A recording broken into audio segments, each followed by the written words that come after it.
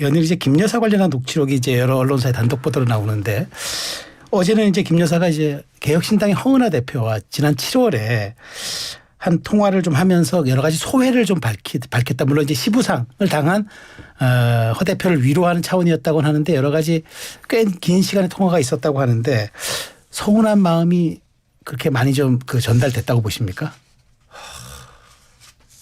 저는 그 소식 듣고 좀 놀랍기보다는 좀 황당했어요. 사실 인간적으로야 고뇌가 있고 어렵고 힘든 건 알겠는데 네. 대통령도 말씀을 하셨고 하지만 야당 대표하고 1시간씩 통화를 하고 또 뭐 다른 또 유튜버들하고 오랜 시간 통화를 하고 메시지를 나누고 또 SNS상으로 그게 하나같이 부적절합니다. 그거를 이해할 수는 없어요. 하소연을 했든 뭘 했든 모든 지금 전국이 그런 어떤 그러니까 대통령 어떤 부인께서 영부인이 그런 어떤 야당 대표하고 통화를 하고 한동훈 대표하고 있었던 일을 얘기하고 하나하나가 전부 다 정치적으로 폭발력이 있는 문제들인데 네. 이게 그냥 고등학교 중학교 친구들하고 나눈 얘기가 아니고 네. 야당 대표하고 그렇게 하니까 지금 이런 사태가 벌어지는 거예요. 제가 볼 때. 그래서 정말 자중해야 될 일과 아닌 거를 구분을 너무 못했다. 그래서 저는 굉장히 좀 참담합니다. 솔직히 저는 황당합니다. 네, 친윤계 쪽에서도 곧 임기 반환점을 도는 대통령의 국정 동력 확보를 위해서라도 김 여사 문제의 해법을 요구하는 목소리가 점점 나오고 있습니다.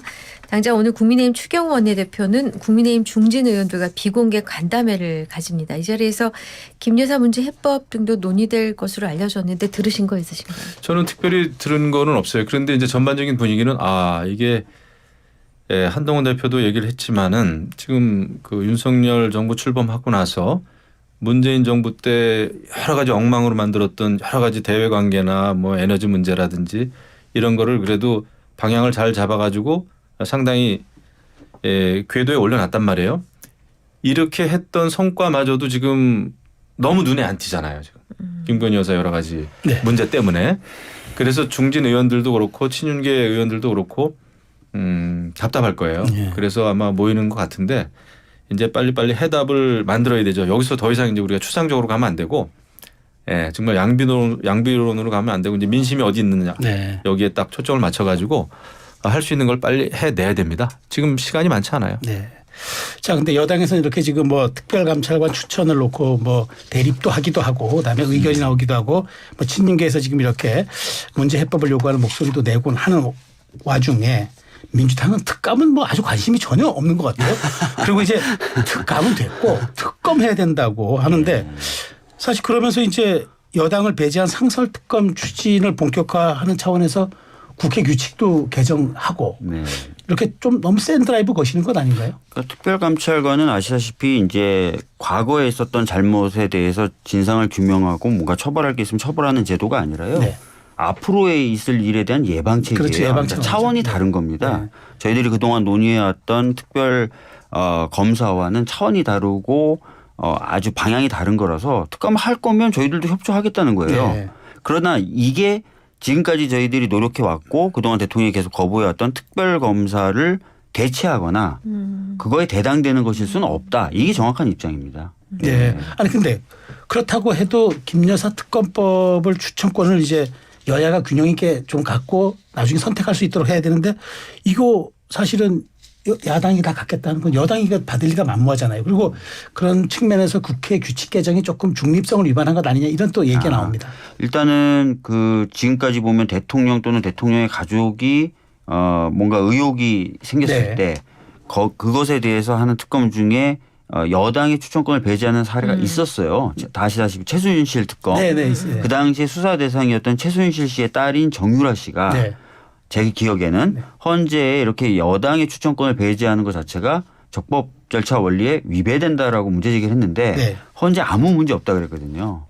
그래서 이게 무슨 위헌이다 이렇게 얘기하는 것은 논리적으로 맞지 않고 네. 그런데도 불구하고 자꾸 법무부가 헌재 결정이 있는데도 자꾸 이렇게 해서 제가 몇 번 논평을 냈었는데 그렇지는 않습니다. 그리고 아시다시피 이 특검의 핵심은 대통령의 권력으로부터 독립된 사람이 수사를 한다예요. 왜냐하면 대통령과 대통령의 배우자가 의혹의 당사자이기 때문에. 그런데 만약에 대통령과 대통령 배우자를 수사할 사람을 대통령이 결정한다. 또는 대통령이 소속된 정당이 결정한다. 이건 아니잖아요. 그렇지 않습니까? 세상에 그런 제도는 없어요. 그래서 이제 이 부분에 대해서는 그런 측면을 좀 이해해 주셨으면 좋겠다. 이미 헌재도 위헌이 아니다라고 판단했었고 네. 특히 의혹 핵심 대상자가 대통령의 배우자 또는 대통령이다. 그러니까 철저히 그쪽으로부터는 좀 독립돼야 되는 거 아니냐. 이런 취지입니다. 네. 그래도 그거를 상설 특검법을 지금 만드는 건데 그걸 이제 국회 규칙으로 해가지고 네. 국회 규칙이라고 하는 거는 어떤 상황에서라도 여야가 합의를 해야 되는 겁니다. 네. 그걸 야당이 마음대로 그렇게 해놓으면은 앞으로 야당은 그러면 맘만 먹으면은 상설 특검을 가동시킬 수가 있는 거예요. 그러면 정권을 무너뜨릴 수가 있는 거고 어느 정권이든 간에 그렇게 되면은 상설 특검은 완전히 야당 직원이 되는 거예요. 제가 볼 땐 그 당직입니다. 특검이 아니라. 네. 그래서 그 민주당은 너무 그 숫자를 앞세워 가지고 국회 그 규칙을 너무 마음대로 만들었다. 그리고 여당 쪽에 여권 쪽에 또 대통령 쪽에 특검을 하더라도 과거에 뭐 여당이 추천하는 게 아닌 적도 있었다. 뭐 맞습니다. 하지만 그것조차도 여야가 합의됐을 때 가능한 네. 거예요. 네. 그거를 법으로 만들거나 국회 규칙으로 만들면은 야당은 완전히 여당을 정권 초기부터 흠집내기에 너무나 좋은 제도입니다. 그거는 정말 그렇거든요. 그래가지고 그거는 그 민주당이 잘못한 게 맞아요. 그렇군요. 자, 그럼 민주당은 김 여사 그렇군요라고 경정해 주시면 안 됩니다. 아니, 그런 지금 의견도 제가 얘기한 걸 있으시고요. 아니 김영 농담이에요, 의원님의 농담. 말씀으로 이해했다. 네. 근데 저 민주당에서는 북한 인권재단 이사 선임을 할 계획이 없으세요? 아니요. 저희가 21대 국회 때요. 네. 제가 마지막 원내 지도부 원내 수석이었지 않습니까? 네. 그래서 저희는 가능하다라는 입장에서 협상도 했었어요. 근데 이제 선거 있고 막 이렇게 되면서 이제 논의가 더 이상 네. 진척이 못 됐고 22대로 넘어온 거라서 뭐 제가 지금 현재 지도부는 아니라서 지도부 입장은 네. 잘 모르겠는데 뭐 특별감찰관 뭐 북한 인권재단의 이사 뭐 이런 거 다 가능하다는 입장이었습니다. 적어도 제가 지도부였을 때는. 네. 근데 박 의원님 네. 하나 좀 여쭤보고 싶은 게 그럼 이제 상설 특검도 이제 국회 규칙에 정했으니까 가겠다는 의사를 확실하게 드러낸 거고 그다음에 김 여사 관련 이른바 특검 입법을 한 특검도 하는 발의도 거고. 있어요. 자, 예. 그럼 투트랙으로 압박한다는 건데 이거는 뭐 그냥 압박용입니까 아니면 실제 이 중에서 그러면 두 개를 진짜 다 하겠다는 얘기입니까? 그러니까 지금 현재로서는 그 수사 대상이 구분이 돼 있습니다. 그래서 이거를 똑같은 것을 가지고 방식만 두 개 쓴 거 아니냐라고 얘기하시면 조금 다르고요. 수사 대상이 다르기 네. 때문에 그건 하나 있고 두 번째는 어찌됐든 간에 현재 불거지고 있는 여러 의혹들 그리고 국민들의 거의 70% 가까운 분들이 이건 특검을 통해서 밝혀야 된다고 했던 의혹들 중에 일부라도 좀 제대로 된 수사가 이루어질 필요는 있어요. 그래서 뭐 두 개 다 되면 좋겠지만 네. 협상이라든지 설득을 통해서 좀 달라질 수는 있겠죠. 네. 그러니까 압박용, 협상용 다 가지고 있다. 여러 가지 정치적 의미가 있지 않겠습니까? 네. 담겨 있지 않겠습니까? 알겠습니다. 자, 연일 명태균 씨 녹취록 관련 단독 보도가 계속 이어지고 있는데 지금 이게 며칠째인지 저희도 모르겠어요. 네. 오늘도 새로 터진 게 있는데요. 매일 나와서 명태균 씨가 22년 6월 1일 전국 동시지방선거를 이틀 앞두고 김 여사가 궁금해한다며 서울시장 미공표 여론조사를 지시한 것으로 확인됐다. 뭐 등등등. 지금 이게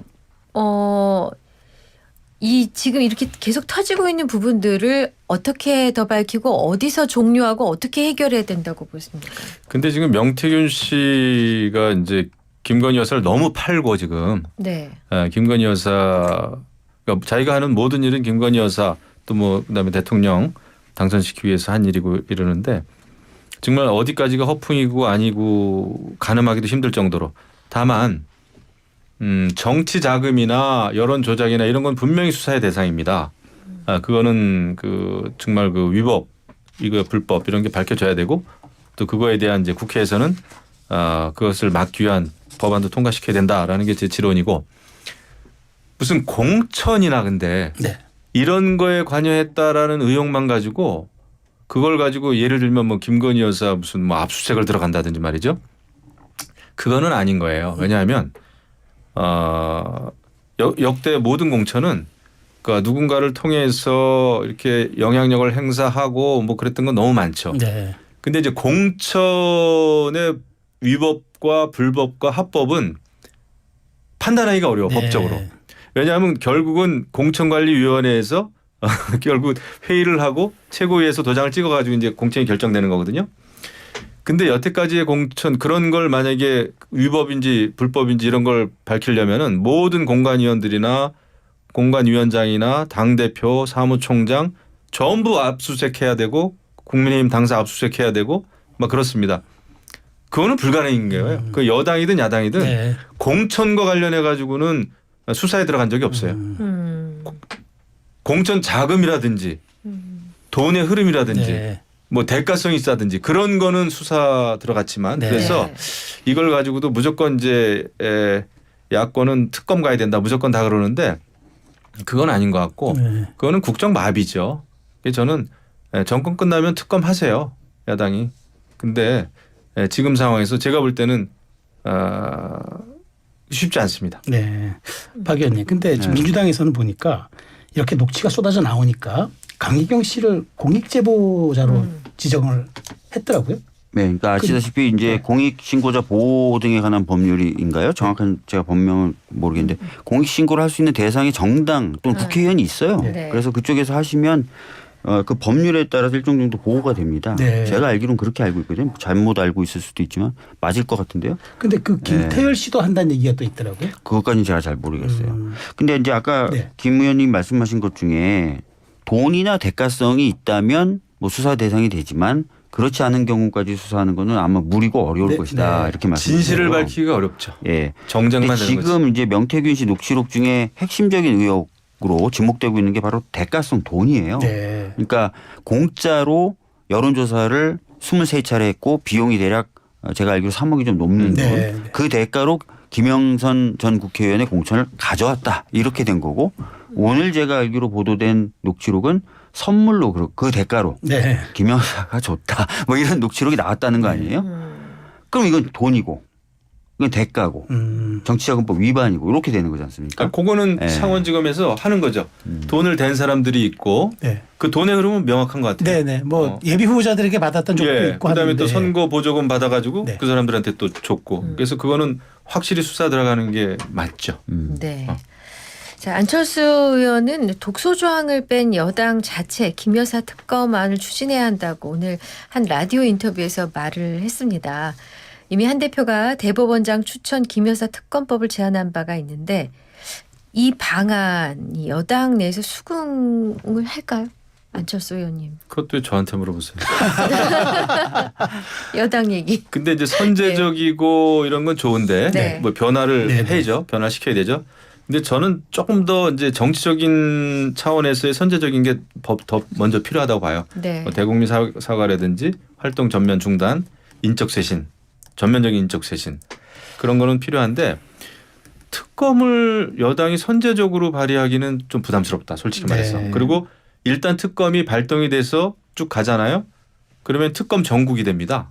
그래가지고 이제 수사가 진행되고 네. 그럼 모든 언론의 중심은 특검이에요. 그다음에 김건희 여사 압수수색이고 포토라인이고 네. 검찰 수사 소환 조사 받는 거고 이제 그건데 그거에 비해서 실체적인 그런 게 나올 수 있을지 저는 네. 그게 좀 염려가 돼요. 현실적으로, 현실적으로. 정치를 해본 네. 입장에서 네. 그래서 그거 말고 정치적인 선제적으로 할 수 있는 정치적인 그 조치들을 먼저 하는 게 네. 일단은 필요해 보여요. 네. 특검은 좀 나중 일이 아닌가 싶은데요. 박 의원님 만일 그러면 이 독소조항 뺀 여당 안이 혹시 나온다. 네. 민주당 받습니까? 아니 그러니까 내기만 하면 저희들은 당연히 논의를 할 수 있을 것 같은데요. 네. 논의는 할 수 있다. 여당 쪽 기류가 좀 바뀐 것 같은 느낌이에요. 제가 어떻게요? 그렇게 무슨 얘기냐면 네. 전에 보면은 이제 여당 의원님들 중에 일부는 네. 민주당이 좀 협상을 좀 하면은 본인들이 좀 움직일 수 있는 그런 공간이 있고 또 움직일 것 같이. 네. 근데 요 며칠 갑자기 특감을 오히려 내세우면서 네, 네. 특별검찰 쪽은 좀 확 들어가 버린 것 같아요. 아, 네. 그래서 아마 이런 흐름이 있을까? 그런 한동훈 생각이 좀 대표가 드네요. 머리가 좋아. 네. 아니 근데 이게 이슈 전환. 아니 이슈 전환이 아니라 이슈는 전환 안 됐죠. 이게 국민들은 네. 특별감찰관에 대해서 별 관심이 없어요. 여전히 특검인데 내부적으로 아마 친한계 쪽에서도 그렇게 약간 기류 변화가 있는 거 아닐까. 너무 우리 좀 하지 말고. 너무 나갔다. 네, 이 정도만 해서 한번 해보자 정도. 물론 이제 이게 안 되면 이제 더 다음 스텝은 밟을 수도 있을 것 같은데 알겠습니다. 제가 받은 느낌이 약간 분위기가 좀 달라진 것 같은 느낌. 네. 자, 한동훈 대표가 취임 100일을 맞아 오전에 기자회견을 했습니다. 국민의 우려와 실망을 해결하지 못하면 개혁 추진이 어렵다면서 11월 내로 민심이 우려하는 지점에 대한 해결책을 제시해야 한다라고 했습니다. 어떻게 들으셨습니까, 두 분? 예, 그거 맞죠. 말이 맞고 지금 야당은 무조건 김건희 특검을 통해서 그걸 징검다리 삼아서 윤석열 대통령 탄핵으로 가는 게 정해져 있어요. 그래서 2주에 한 번씩 지금 장외 집회를 하기로 지금 했잖아요. 네. 장외 집회 하다가 망한 당이 우리 당입니다. 그래서 조심해서 하세요. 민주당도. 그거 정기적으로 하면은 정말 피곤해요. 네.